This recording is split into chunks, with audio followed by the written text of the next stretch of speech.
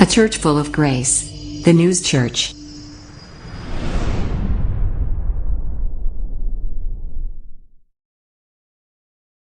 할렐루야. 사람들 중에 평화. 제목이요. 사람들 중에 평화입니다. 사람들 중에 평화. 즉 사람들 가운데는 평화가 있기가 어렵다는 얘기겠죠. 사람이 평화를 만들려고 해서는 안 된다. 즉 사람은 평화를 만들 수 없다.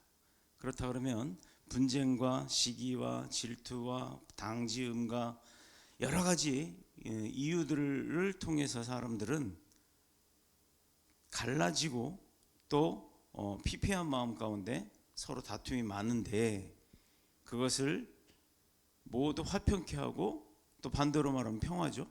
그 평화로운 마음을 유지할 수 있게끔 만들어 주실 수 있는 분이 누구다? 하나님 한 분밖에 없다라는 얘기가 되겠습니다. 러셀 로웰이라고 하는 유명한 작가가 있어요.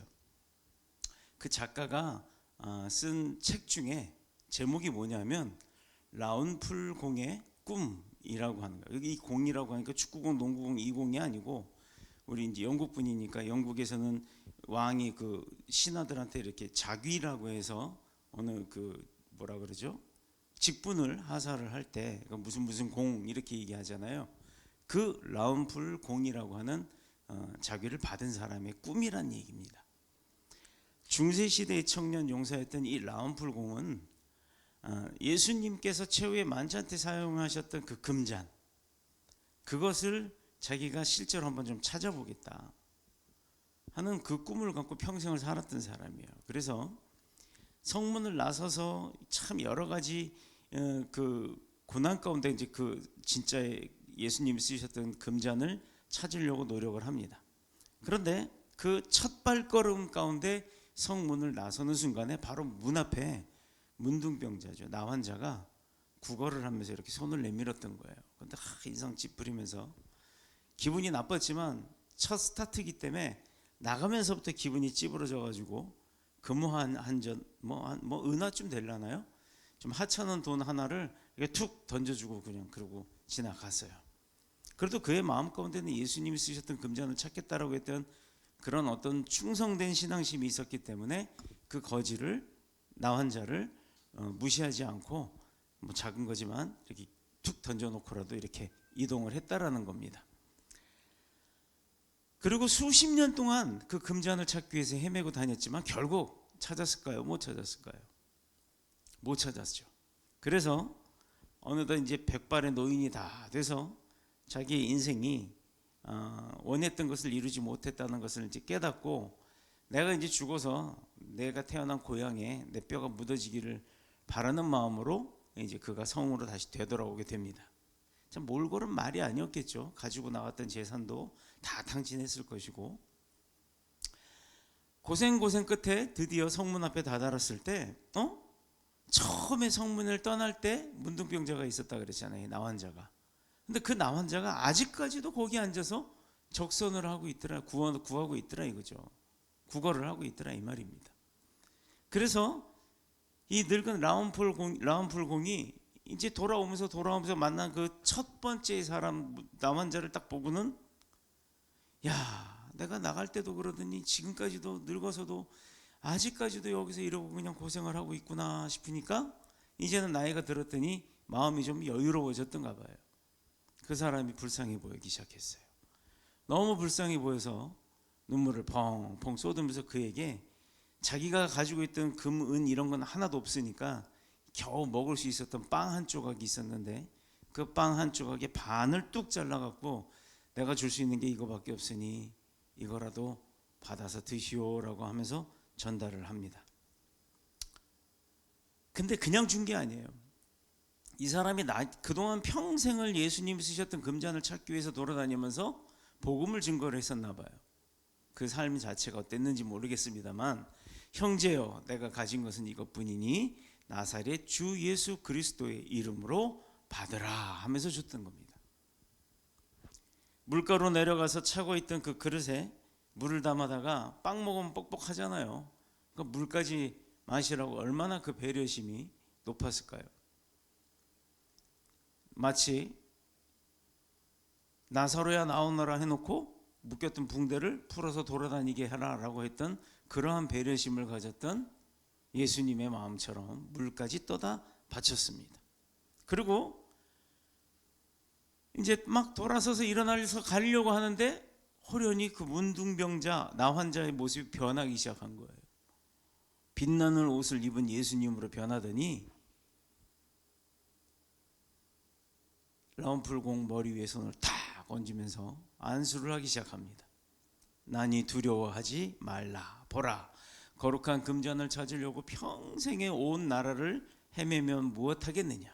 너가 찾던 그 금잔은 바로 물을 떠왔던 이 빈 그릇이고, 내가 찢어서 나눠줬던 이 빵은 나의 찢긴 몸이고, 네가 나를 위해 떠온 이 물은 바로 나의 거룩한 보혈이니라 라고 하면서 안수를 해주시더라 이 말이에요. 자, 하나의 예화였습니다. 가난하고 불쌍한 사람들끼리 뭐 만나는 것 뭐 그렇다 치자고요. 근데 가난하고 불쌍한 사람들과 함께 먹고 나눌 수 있다라는 것, 그것이 바로 예수님이 말하는 사랑의 표현이었습니다. 나를 대접하라고 하는 것이죠. 뭐 목사인 저를 대접하라는 게 아니라 예수님을 대접하는 마음으로 그들을 도우라라는 것입니다.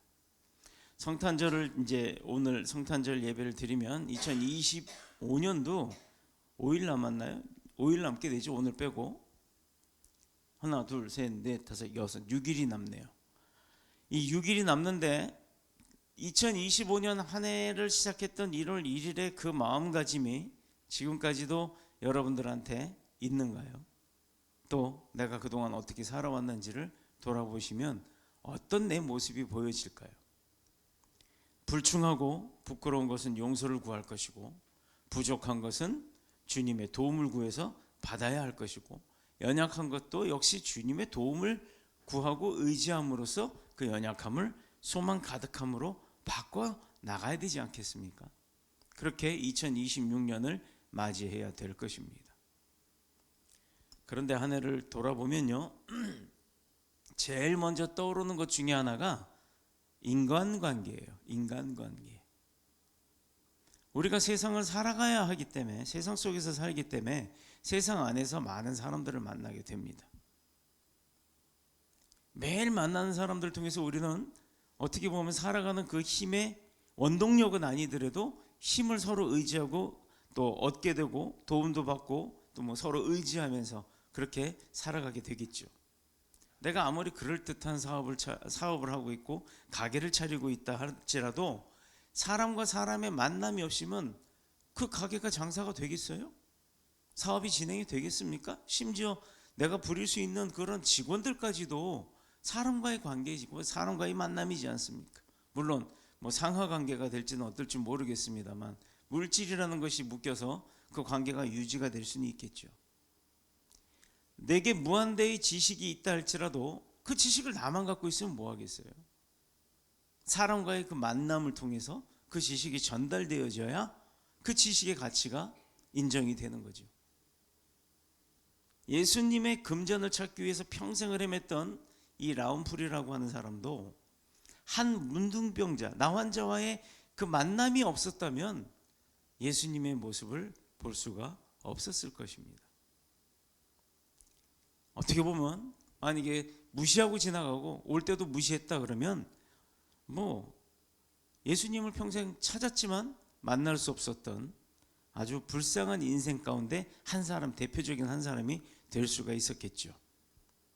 자, 그런데 우리는 한 해 동안 이런 만남을 통해서 나와 만남을 이루었던 그 사람을 통해서 우리는 무엇을 얻었고 무엇을 배웠고 나는 그들에게 무엇을 주었을까? 또 어떻게 영향력을 끼칠 수가 있었을까?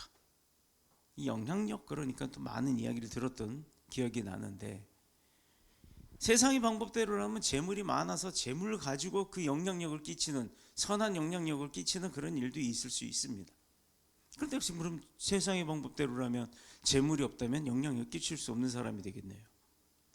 사실 인간관계라고 하는 것은 어떻게 보면 사람과 사람과의 관계에 있어서 정말 사람을 피곤하게 만드는 걸 수도 있습니다. 좋은 관계를 가진다는 것은 정말 생각 이상으로 어려워요. 좋지 않아요. 굉장히 힘든 일이에요. 쉬운 일이 아닙니다. 그렇다면 우리는 하나님의 자녀로서 그리스도인으로서 인간을 대할 때 어떻게 대해야 할까요? 참 여러 가지 질문이 많죠. 생각을 많이 해봐야 될 문제입니다. 각각의 사상과 신념과 또는 신앙에 따라서 그 방법들이 달라질 거예요. 많은 방법들이 나오겠죠. 자, 오늘 본문의 말씀을 통해서 모든 사람들이 아주 주목해야 할 중요한 내용을 볼 수가 있습니다. 그 내용 중에 하나가 뭐냐면 천사가 온 백성에게 임할 큰 기쁨의 소식을 전합니다. 곧 복음을 전하겠다 이거예요. 구세주 메시아가 올 것이야 라고 한 게 아니라 복음을 전하겠대요.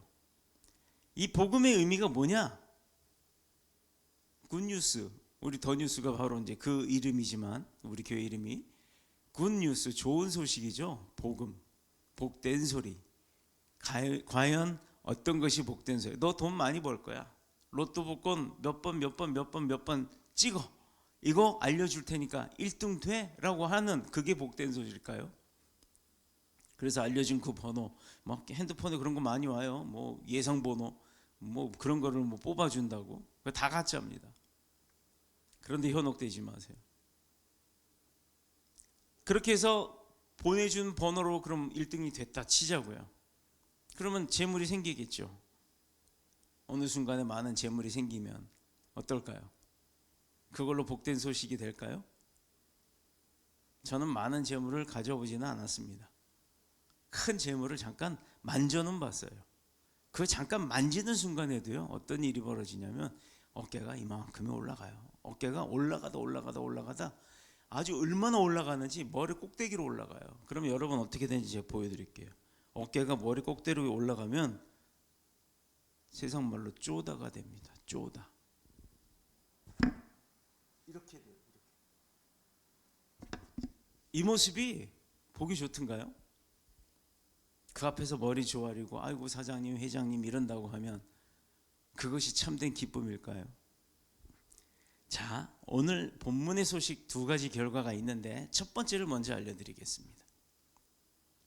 지극히 높은 곳에서는 하나님께 영광. 두 번째가 땅에서는 하나님이 기뻐하시는 사람들 중에 평화. 그냥 모든 사람들이 아니란 얘기예요. 여기에 포인트가 있는 겁니다. 하나님께서 기뻐하는 사람들 중에 평화가 있다는 겁니다. 다시 말해서 예수 그리스도가 탄생하심으로 통해서 하나님이 백성에게 중대한 사명을 주고 계시다라는 것을 알려주는 거예요. 이것은 우리가 하나님께 드리는 영광을 돌리고 또 이 땅의 평화를 이루라는 겁니다. 누구를 통해서? 예수 그리스도의 복음을 통해서. 아침에 제가 성전에 딱 나와서 이 자리에 앉아서 기도를 합니다. 그런데 기도의 첫 말이 무슨 기도가 나왔는 줄 아세요? 아기 예수 탄생을 기뻐하셔야 할 하나님께서 마음이 아프셨을 거다라는 그 감동이 저한테는 왔어요. 무지한 우리를 구원하시기 위해서 아기 예수를 이 땅에 보내실 때 우리는 아기 예수 오셨다고 기뻐하고 있는데 하나님 아들이신 아기 예수를 이 땅에 희생 제물로 보내시는 하나님의 마음은 어땠을까 하는 그 마음이 저한테 먼저 와닿았다는 거예요. 여러분 생각해 보세요. 누구를 하나 살려주기 위해서 내 아들을 제물로 바쳐야 돼. 여러분 마음이 어떨 것 같아요? 하나님 마음이 어떠셨을까요? 아들 하나를 제물로 바침으로 인해서 수많은 백성들을 살릴 수 있으니까 기뻤을까요? 마음 한 구석에서는 애간장이 녹아나는 그런 고통이 하나님께도 있었다라는 거예요. 근데 그럼에도 불구하고 하나님께서는 그 고통을 이기시고 아기 예수를 이 땅에 보내셨다는 그 참된 의미를 알아야 되는데 지금도 좋다고 팥하고 막 이러고 어디 모여가지고 일들 하고 춤추고 놀고 퍼 마시고 크리스마스니까 산타가 주인공이 되고 세상에 어디든 막 가서 막 놀고 있고 이거 속된 말로는 자빠진 거랑 똑같은 거예요. 세상에 자빠져 버린 거예요. 미끄러운 눈길에서 자빠져 버린 거예요. 서 있지 못하고. 세상에 평화를 약속하는 사람들은 참 많습니다. 대표적인 거 있잖아요. 우크라이나하고 러시아하고 전쟁 중에 지금 미국 트럼프 대통령이 중재안을 막 줘가면서 평화를 유지시키려고 하더니 그거 이루어지고 나면 자기 노벨 평화상 받을 거라고 하잖아요. 그거는 사람들이 만들어 놓은 평화입니다. 세상에서 평화를 그렇게 약속하는 사람들은 많은데 그러나 그것을 행하는 사람은 진짜 적다라는 거예요. 이유는 간단하죠. 인간의 힘으로선 참된 평화를 이룰 수가 없기 때문입니다.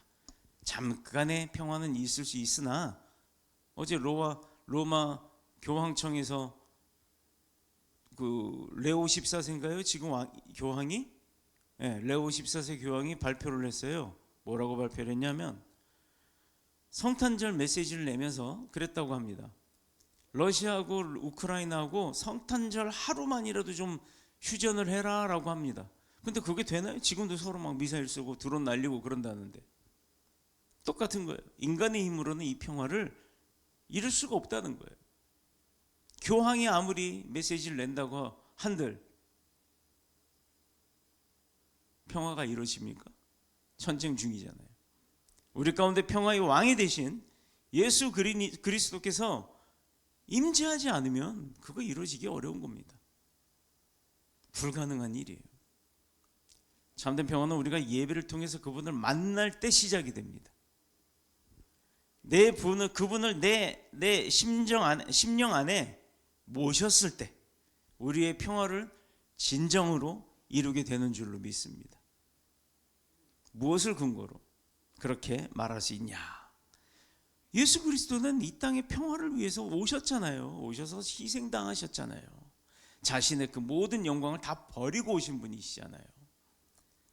33년 동안이나 우리에게 본을 보여주셨던 분이고 마침내 그 평화를 완성하기 위해서 십자가상에서 희생당하셨습니다. 여러분 그렇게 할 수 있어요? 말로는 각오로는 지금 나도 그렇게 그런 상황이 오면 할 거야 라고 할 수 있겠지만 막상 그게 닥친다면 할까요? 어쩔 수 없이 끌려가서 매달린다 할지라도 두려움에 벌벌벌 떨 겁니다. 그렇다면 우리가 예수님을 본받아 이 평화를 이루기 위해서 그럼 무엇을 해야 되느냐? 우리는 어떻게 해야 되느냐? 무엇을 본받아야 하느냐? 본받아라 라고만 하지 뭘 본받아야 되는지는 우리가 잘 모르잖아요. 모든 평화는 인간관계에서 출발한다고 했잖아요.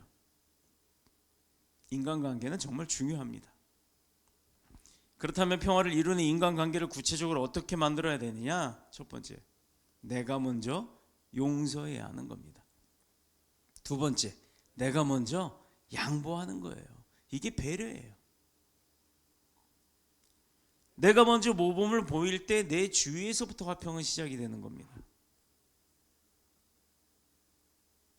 받아들일 줄 알아야 되고 베풀 줄 알아야 되고 나눌 줄 알아야 되는 거. 근데 뭐가 있어야 뭐 베풀고 나누고 하죠.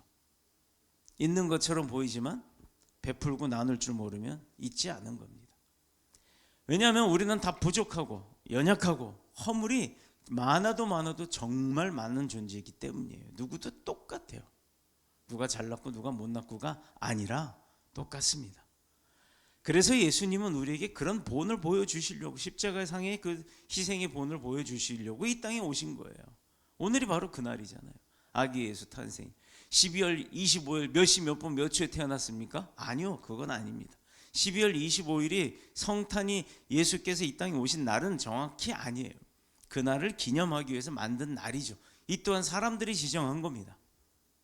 그러나 중요한 것은 오늘 하루를 정해놓은 이날 하루만이라도 예수께서 이 땅에 오신 그 탄생하신 날을 기념하는데 그게 즐겁고 즐겨야 되는 날인데 어떻게 즐겁고 어떻게 즐겨야 하느냐?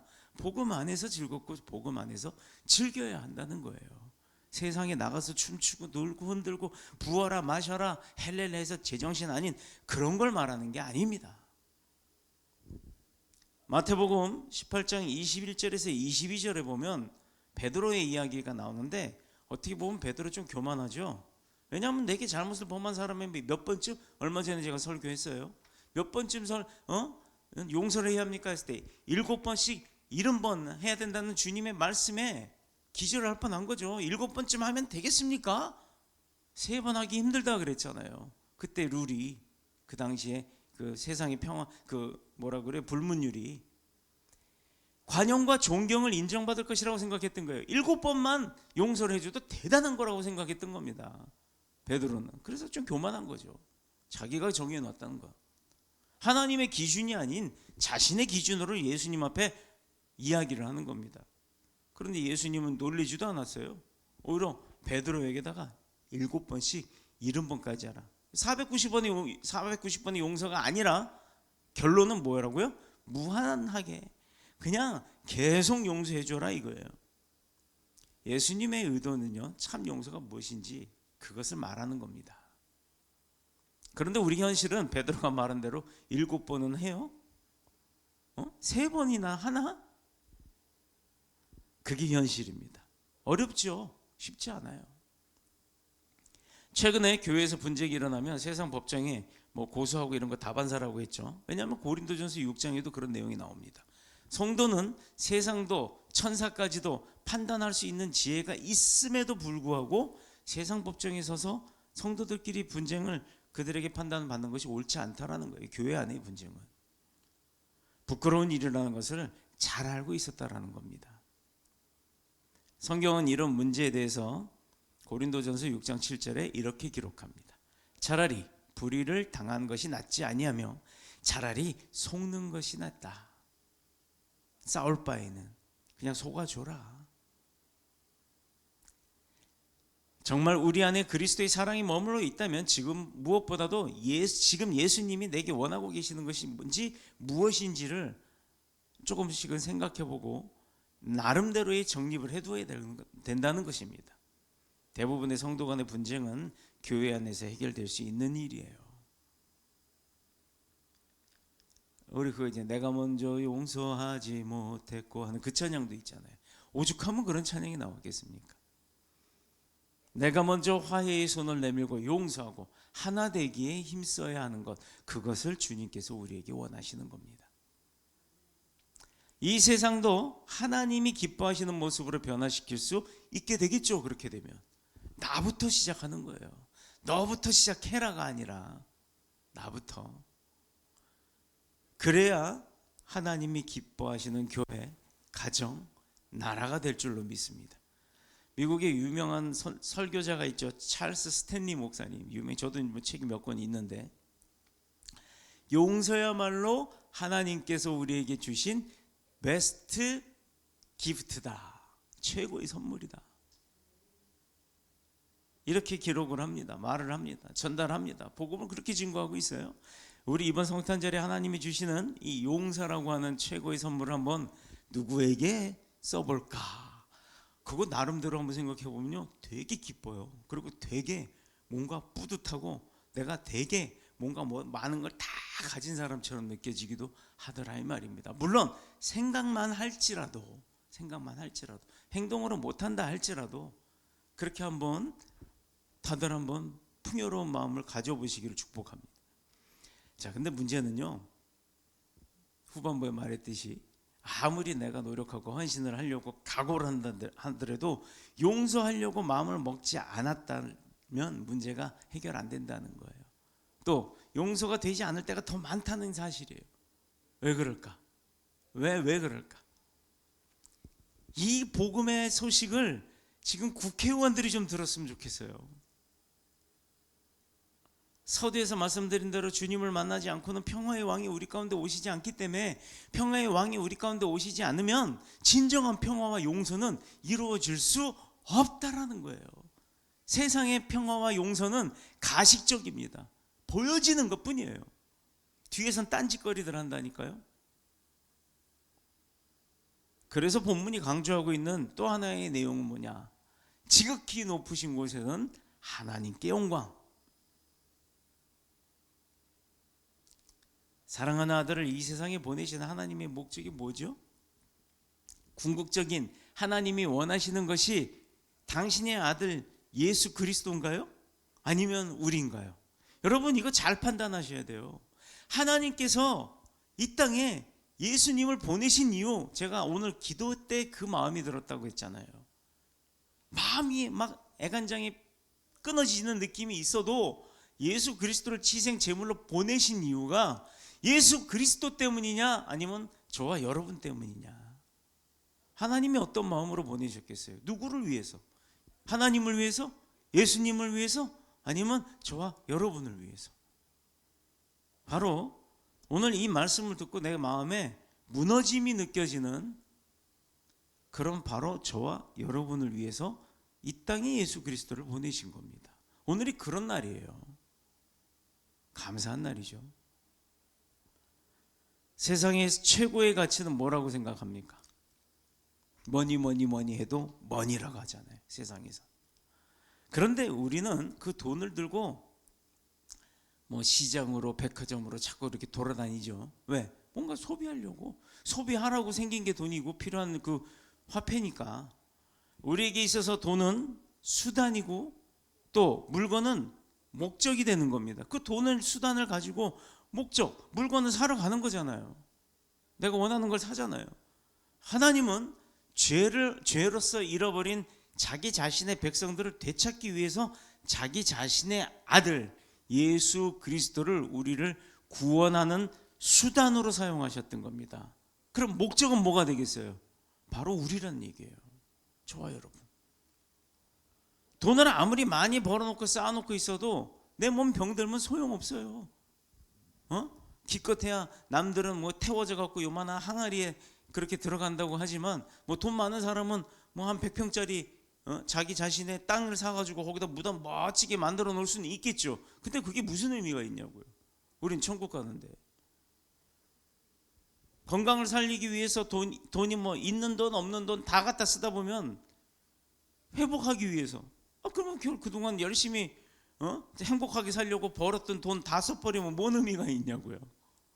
평생을 행복하게 살려고 돈 모아놨다가 병 들어서 그 병 고치느라고 돈 다 써버리면 그 돈 벌려고 고생해서 생긴 병을 나중에는 그 병 고치려고 돈을 다 써버리면 무슨 의미가 있냐 이 말이죠. 그래서 에덴 동산에서 유괴당하고 실종되어진 우리를 찾기 위해서 이 땅에 예수 그리스도를 보내신 게 하나님의 목적인 거예요. 바로 이것이 우리가 오늘을 기념하고 있는 이 성탄절의 의미인 것입니다. 크리스마스라고 산타가 루돌프가 이게 중요한 게 아니에요. 하나님의 최고의 기쁨은 아들이 아니라 바로 우리와 함께 하시는 임마누엘이라는 겁니다. 그러므로 참된 평화는 우리의 힘으로 이루는 것이 아니라 누구의 힘으로 된다? 하나님의 힘으로 된다고 증명이 됐잖아요. 우리는요 예수 그리스도가 우리 가운데 오시고 우리가 주님과 함께 동거하는 거. 나 주민등록등본이나 이거 딱 띄면 동거인에 예수 그리스도 딱 찍혀 있으면 정말 좋겠어.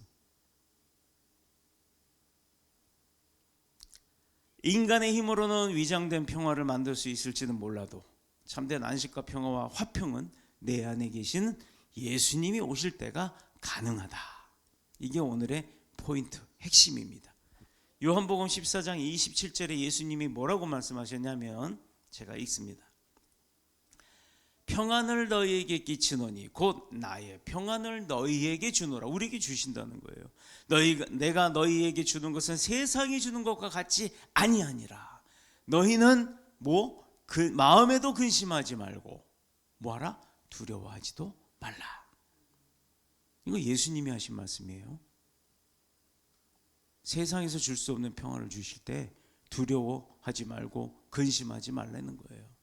근데 이게 어떨 때 이 말씀만 보면 나 그것만 받고 싶어라고 하지만 내 안에 주님이 임재하실 때 임마누엘 하실 때 이게 나한테 있다라는 겁니다. 난 노력 아무것도 안 하고 공짜로 먹으려고 하는 건 도둑놈 심보예요.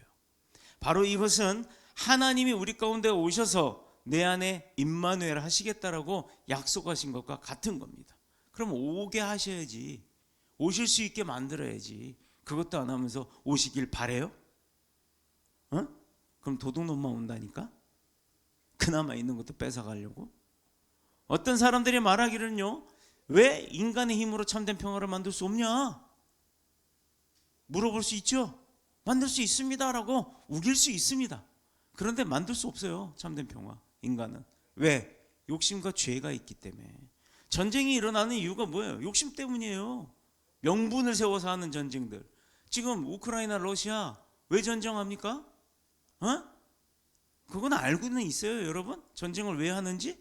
그 이면적인 목적, 중동 지역에 전쟁 나는 건 왜 전쟁 나는 건지 아세요? 다 자기 나라의 이익 때문이에요. 러시아하고 우크라이나 전쟁하는 건, 옛날에 우크라이나가 러시아 연방, 소비에트, 소련의 연방이었는데 거기가 세계 최고의 곡창지대 아닙니까? 식량 확보하기 위해서 러시아는 동토, 영원한 동토, 1년 365일 얼음이 녹지 않는 나라, 그게 반 이상이란 말이에요. 그러니 욕심이 나죠. 옛날에 땅 회복할 거야, 다시 가져와, 이렇게 한 거였단 말이에요. 그러다 보니 명분 세워서 싸우는 겁니다. 중동은요, 기름 때문에 싸우는 거 아니에요.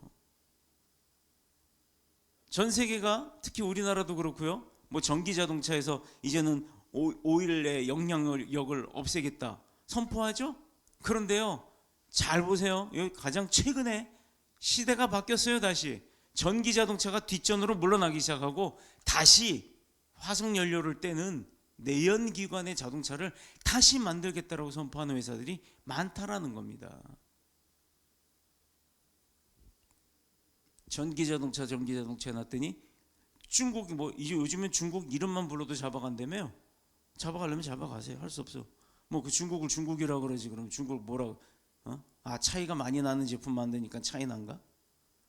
중국에서 전기 자동차 그 뭐라 그러더라, 히토리온가 뭔가 하는 그걸 자원을 꽉 움켜쥐고서 세상을 쥐고 흔들려고 하니까 다시 내연기관으로 전환시킨다는 거예요. 이게 다 뭡니까? 정치적 목적이 있어서 그런 거 아니에요. 그러니 세상에서 평화가 일어날 수 있겠어요? 없는 겁니다. 없는 거예요. 죄가 우리를 분쟁하고, 또 욕심이 우리를 분쟁하게 만들고, 미워하고 분노하게 하고, 죄가 우리에게 있는 온갖 좋은 것들을 다 빼앗아가는 거예요. 결국은 주는 것 같지만. 사기꾼이 야, 나 100만 원만 빌려줘, 이자 쳐서 내가 110만 원 3일 만에 줄게. 110만 원 잘 갚는데요. 그러다가 야, 이번엔 좀 더 크게 좀 빌려줄래? 1000만 원 빌리고, 그 다음에 1억 빌리고, 잘 빌리다 10억쯤 빌려서 날라버리고. 그거 전형적인 수법이라고 하지 않습니까? 예수님이 이 땅에 오실 수 있었던 것도요, 어떤 방법을 통해서 왔냐? 스스로 예수님이 자기 자신을 낮추셨기 때문에 온 거예요. 하늘의 모든 영광을 다 버렸기 때문에 오실 수 있었던 겁니다. 그러면 그런 분을 영접하기 위해서는 나는 어떻게 해야 합니까? 내가 가진 지식, 내가 가진 권력, 내가 가진 재산 내려놔야, 낮춰야, 그래야 내 안에 예수님이 임재하실 거 아닙니까? 예수님도 낮추셨는데 그거 하나 못 낮춰가지고 그렇게 고개 빳빳이 들고 다녀요? 그래놓고 무슨 예수 그리스도의 제자라고, 백성이라고, 내가 크리스찬이라고 그러고 떠들고 다닙니까? 그래서 우리 교회는 십자가 달고 다니지 말고 차 뒤에 물고기 맞고 붙이지 말라고 하는 거예요. 자신 있으면 붙여요. 자신 있으면. 그거 붙이고 다니면서 온갖 할 짓 다 하고 다니고, 자기가 죄 져놓고 욕은 예수님이 먹게 만들고, 그렇게 살면 무슨 평화가 있겠어요? 어렵습니다. 그게 어려워요. 욕심 많은 사람에게 고단함과 근심과 두려움은 있어도요, 평안함은 절대 없어요. 나 많이 봤거든, 그런 사람. 그러나 예수 그리스도는 자기 자신을 내어주심으로 평화의 왕이 되신 거예요. 와, 대단하죠. 평화를 갖고 있는 것만 해도 대단한 건데, 우리가 평화를 못 갖고 있는 것 비교해보면 알잖아요. 평화를 소유하고 있다는 것만도 대단한 건데, 평화를 소유하고 있는 것의 왕이 됐다라는 거, 그게 예수 그리스도라는 거. 그러니 예수 그리스도가 스스로 낮추는 게 얼마나 어려운 일이냐고요. 그것도 어려운데 십자가에 달려서 희생하는 건 더더더더 어려운 거죠. 근데 우린 그거 당연한 듯 알고 있어요. 자격도 없으면서. 그게 당연히 내 건 줄 알아. 나 교회 나왔으니까 내 거야. 나 이제 교회에서 집사 됐으니까 그거 당연해. 목사인 저도 실수 많이 하고요. 목사인 저도요, 죄 많이 져요. 얼마나 그것 때문에 눈물 짓는지 몰라요. 매일매일 저녁 때만 되면 잠들기 전에 내가 오늘 하루 살면서 하나님, 정말 죄송합니다. 오늘 이러고 싶지 않았어요. 근데 또 그랬어요. 그게 인간의 모습이에요. 수많은 회개를 해도 다시 한번 엄마 용서해 주세요. 다시는 그럴게요. 그래놓고 또 잘못을 하는 것처럼 똑같은 일을 벌이고 사는 것. 목사인 저도 그렇더라 이 말입니다. 예수 그리스도께서는 자기 자신을 내어주심으로 평화의 왕이 되셨어요. 육신을 입고 낮아짐으로 섬기는 삶을 살았다는 것. 우리가 뭘 보고 배웠고 무엇을 배웠기에 대체 예수님의 발톱에 때도 안 되는 우리 존재가 뭐가 그렇게 잘나서. 이런 겸손이, 예수님의 겸손이 우리를 살리신 겁니다. 사람 중에 평화요? 여기 오늘 제목이잖아요. 사람들 중에 평화. 그럼 어떻게 이게 이루어지느냐? 세상 사람들이 다 손잡고 이러는 거요? 뭐 이거 있잖아요. 손에 손 잡고 뭐 그거 그렇게 해갖고 노래 부르면서 뭐 손에 손 잡고 지구 한 바퀴 삥 두른다 그러면 평화가 오는 건가요? 그게 보여지는 평화일 뿐이죠. 노래 끝나고 나면 100%입니다. 노래 딱 끝나고 나면 손 다 놔요. 노래 하는 동안만 손 잡고 막 흔드는 거예요. 우리 찬양에도 그거 있어요. 요새 열심히 우리가 그거 부르는데 우리 모두 손에 손을 잡고 그러고 나서 막 찬양합니다. 근데 그 증상 나타난다니까요. 그 찬양 딱 끝나면 손 붙들고 있냐고요. 놔버린다니까. 이게 사람들이에요. 그분이 내 안에 왕으로 오셨을 때 누가? 예수 그리스도가. 근데 아무나 오냐고요. 마음 열어놨으니까 오세요. 오십니까? 용서할 수 없었던 사람도 용서할 수 있다라고 합니다. 주님이 내 안에 임재할 때. 이것은요, 내 머릿속에 항상 세상의 것보다도 예수 그리스도가 먼저 있어야 되는 거예요. 먼저. 무엇보다도. 그래야 내 안에 오시는 겁니다. 내 안에. 주님 나와 동행하여 주시옵소서라고 해놓고는 나가갖고 세상 일 다 하면서 세상 거에 관심이 있고. 사람들의 관심은 세상을 향할 때 가십거리에 관심이 더 많아요. 또 그 뭐라 그래요? 안 목사님. 그 드라마 막 진짜 말도 안 되는 드라마, 막장 드라마. 그런데 더 관심을 갖습니다. 재밌거든. 세상은 재미가 있을지 모르지만 주님은 재미없다니까요. 그런데도 왜 그런 주님을 내 안에 모시려고 하느냐? 참된 평화를 이루기 때문에. 사람들 중에 평화를. 하나가 될 수 없던 것, 손을 잡을 수 없던 것, 이거 다 보여지는 것 때문이기 때문입니다. 그러므로 예수 그리스도의 이름으로 먼저 용서하고 먼저 손을 내밀고 화해를 청하고 양보했을 때 안 잡아주겠어요? 고마우니까 놓지 않는다고요. 거기에 또 그걸 이용하는 사람들 분명히 있긴 하겠죠. 그거 각오하고 하는 거예요. 풍요로운 21세기 소원을 성취하고 자유를 마음껏 누린다고 해도 평화의 왕 없이는 아무런 풍요와 자유는 신기루처럼 한순간에 없어지기 마련입니다. 본문 11절 너희를 위해서 구주가 나셨으니. 예수 그리스도는 분명 우리를 위해서 오신 거예요. 오늘 이 자리에서 설교를 듣고 있는, 말씀을 듣고 있는, 또 이 말씀에 감동을 받고 있는 저와 여러분들에게 오신 겁니다. 영원한 평화, 곧 사람들 중에 평화를 뛰어넘는 하나님과의 영원한 화해, 이런 참된 영혼의 평화를 누리시는 저와 여러분 모두가 되셔서 이제부터는 성탄절 강탄하신 아기 예수의 그 모습의 진리가 무엇인지를 진짜로 깨닫고 그 마음에 품고 사시는 저와 여러분 모두가 되시기를 예수님의 이름으로 축원드립니다. 축복합니다. 기도하겠습니다.